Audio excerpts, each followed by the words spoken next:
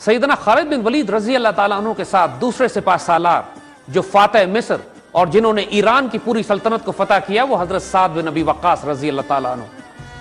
حضرت سعد بن ابی وقاص ایک اور عظیم الشان حیرت انگیز وجود، اس قدر روحانی، اس قدر بابرکت. یہ ایک جنگ قادسیہ کے نام سے آپ کا نام خاص طور پر مشہور ہے. یہ وہی جنگ قادسیہ ہے کہ جس نے ایرانی حکومت کا فیصلہ کر دیا تھا اور عراق مکمل طور پر مسلمانوں کے پاس آ گیا تھا. اسی جنگ کا یہ واقعہ آپ کو یاد ہوگا کہ جہاں پر حضرت سعد بن ابی وقاص بیمار تھے اور قلعے کی چھت پر بیٹھ کے جنگ کا نظارہ کر رہے تھے، اور آپ کے قلعے کے اندر ایک قیدی ابو محجن ثقفی جن کو شراب پینے کے جرم میں قید کر دیا گیا تھا اور ان کے اوپر سزا اس وقت تک نافذ نہیں کی گئی تھی، وہ بیٹھے ہوئے تھے. جب ابو محجن ثقفی نے یہ واقعہ دیکھا کہ مسلمان میدان جنگ میں شہادتیں حاصل کر رہے ہیں اور یہ جیل میں بند ہیں، انہوں نے اتنے دردناک طریقے سے رونا شروع کیا کہ حضرت سعد بن ابی وقاص کی اہلیہ نیچے تشریف لائیں اور ترس کھا کر ان کو اس شرط پہ رہا کر دیا کہ ابو محجن ثقفی نے فرمایا کہ اگر میں شہید ہو جاؤں تو مجھے معاف کر دیجیے گا، اگر میں زندہ بچ گیا تو واپس آ کے جیل خانے میں اپنی بیڑیاں خود سے پہن لوں گا. انہوں نے حضرت سعد بن ابی وقاص کا گھوڑا لیا، چہرے پر نقاب ڈالا اور میدان جنگ میں چلے گئے. اوپر سے حضرت سعد بن ابی وقاص اس نوجوان کو دیکھ رہے ہیں جو ان کے گھوڑے پر سوار ہے اور دشمنوں کی صفیں پہ صفیں پلٹتا چلا جا رہا ہے، لیکن اس کو پہچاننے سے قاصر ہے. رات کو ابو محجن ثقفی تشریف لاتے ہیں، جیل خانے میں دوبارہ بیڑیاں پہن لیتے ہیں اور ایسے ہو جاتے ہیں جیسے دن بھر کی کاروائی کا انہیں کوئی علم نہیں. جب کئی مرتبہ یہ واقعات ہوتے ہیں اور حضرت سعد بن ابی وقاص کو بالآخر پتہ لگتا ہے کہ یہ مجاہد جو جیل میں قید ہے یہ وہ ہوتا ہے جو سارا دن جا کے مسلمانوں کی عزت کے آبرو کی حفاظت کے لیے جنگ کرتا ہے، ان کو معاف بھی کرتے ہیں اور ابو محجن آئندہ کے لیے توبہ بھی کرتے ہیں. کہنے کا مقصد یہ ہے کہ کہاں ایک سپاہی ابو محجن ثقفی کی مثال لیجئے یا کمانڈر ان چیف سعد بن ابی وقاص،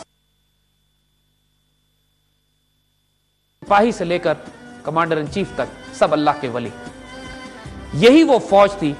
حضرت سعد بن ابی وقاص کی کہ جب ایرانی امپائر کو شکست دیتے ہوئے بیچ میں دریا آ جاتا ہے اور پرلی طرف مدائن کا شہر ہوتا ہے اور پوری مسلمان فوج دریا کے اس کنارے صفیں باندھتی ہے اور تیز دریا بہ رہا ہوتا ہے، اور ایرانی اب یہ سمجھتے ہیں کہ مسلمان فوج اب اس قابل نہیں ہوگی کہ دریا پار کر کے ان کے شہر مدائن جو ان کا دارالحکومت جہاں پہ یزدگرد بادشاہ کی آخری حکمرانی قائم رہ گئی تھی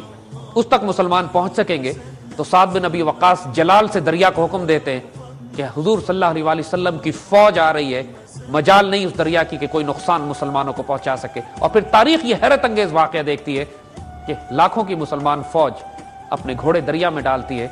اور ایک مسلمان نہ زخمی ہوتا ہے، نہ شہید ہوتا ہے، نہ ڈوبتا ہے، اور ایرانی یہ کہتے ہوئے فرار ہوتے ہیں وہاں سے کہ دیواں آمدن دیواں آمدن، دیو آ گئے دیو آ گئے. اتنے یہ تاریخی واقعات ہیں جن کو تاریخ نے نوٹ کیا ہے. اور پھر جو خزانے نکلتے ہیں وہاں سے وہ اس قدر ہوتے ہیں کہ مسلمانوں کی بھی آنکھیں پھٹی کی پھٹی رہ جاتی ہیں کہ 1000 سالہ تاریخ جو اس ایرانی امپائر کی جو کسرا کی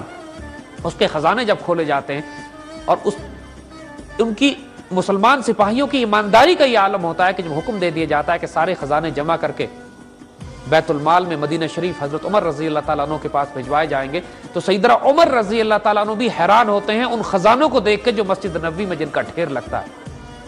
اور انہی خزانوں میں کسرا کے وہ کنگن بھی ہوتے ہیں کہ جو حضور صلی اللہ علیہ وسلم نے جن کی بشارت حضرت سراقہ کو دی ہوتی ہے ہجرت کے موقع پر، کہ جب ہجرت کے موقع پر حضور سیدنا ابوبکر صدیق کے ساتھ مدینہ تشریف لے جا رہے ہوتے ہیں تو راستے میں سراقہ ان کے تعاقب میں آتے ہیں، اور جب مسلمان ہوتے ہیں تو حضور ان کو بشارت دیتے ہیں کہ سراقہ تمہارا کیا حال ہوگا جو تم کسرا کے کنگن اپنے ہاتھوں میں پہنے ہوگے. یعنی اس وقت ہی حضور نے بشارت دے دی تھی کہ تمہاری زندگیوں میں تم لوگ دیکھو گے کہ مسلمان فوجیں کسرا کو تخت و تاراج اس کے تباہ و برباد کرتی ہوئی اس کے خزانے اپنے قبضے میں کریں گی. سیدنا سعد بن ابی وقاص کے ذریعے یہ خوشخبری پوری ہوتی ہے، وہ خزانے مسجد نبوی میں آتے ہیں اور حضرت عمر رضی اللہ تعالی عنہ کسرا کے کنگن اٹھا کر حضرت سراقہ کے ہاتھ میں پہناتے ہیں، اور حضرت سراقہ اس وقت چیخیں مار مار کے روتے ہیں کہ اللہ کے رسول نے مجھ سے جو وعدہ ہجرت کے موقع پہ کیا تھا وہ آج پورا ہو رہا ہے. یہاں پر یہ بات سیدنا عمر کے لیے بھی حیرت انگیز تھی کہ وہ کون سی ایسی فوج ہے کہ جس نے ایک ایک اشرفی، ایک ایک ہیرے، ایک ایک جواہرات میں سے لا کر مسجد نبوی میں جمع کروا دیا ہے اور کوئی خیانت نہیں کی.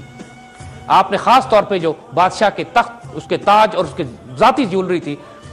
جب وہ آپ تک پہنچی تو آپ نے حکم دیا کہ جو سپاہی ان چیزوں کو لے کر آیا ہے اس کو میرے پاس لایا جائے. وہ سپاہی حضرت عمر سے ملنے تو آئے لیکن اپنے چہرے کو ڈھانپ کے.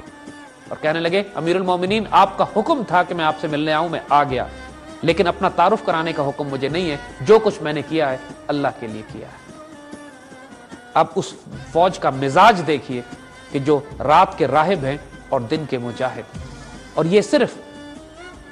وہ حیرت انگیز تربیت کا کمال ہے جو میرے آقا صلی اللہ علیہ وآلہ وسلم اپنے دور نبوی میں کر فرماتے ہیں۔ یہ خلفائے راشدین کے دور میں جو ترقیاں ہوئی ہیں، جو پوری کروڑوں کی انسانیت اسلام قبول کرتی ہے، جو بڑی بڑی سپر پاورز کو شکست دی جاتی ہے، وہ صرف تلوار کی زور پہ نہیں ہے۔ جو اخلاق اور کردار مفتوح آبادی نے، رومن اور پرشین امپائر کے وہ غلام جن کو صدیوں سے غلاموں کی طرح سلوک کیا جا رہا تھا، انسان ہی نہیں سمجھا جاتا تھا، جب ان کے سامنے ایسی آئیڈیالوجی آتی ہے کہ جہاں پہ خلیفہ وقت سے لے کر کمانڈر ان چیف اور کمانڈر ان چیف سے لے کر عام سپاہی تک اللہ کے ولی ہوں،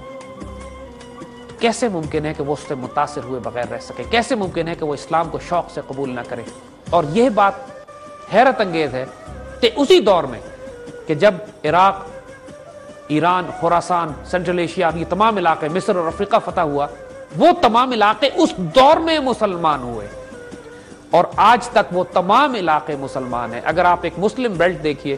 جو کہ شمالی افریقہ، موراکو سے شروع ہوتی ہے اور چین تک جاتی ہے، یہ وہ تمام علاقے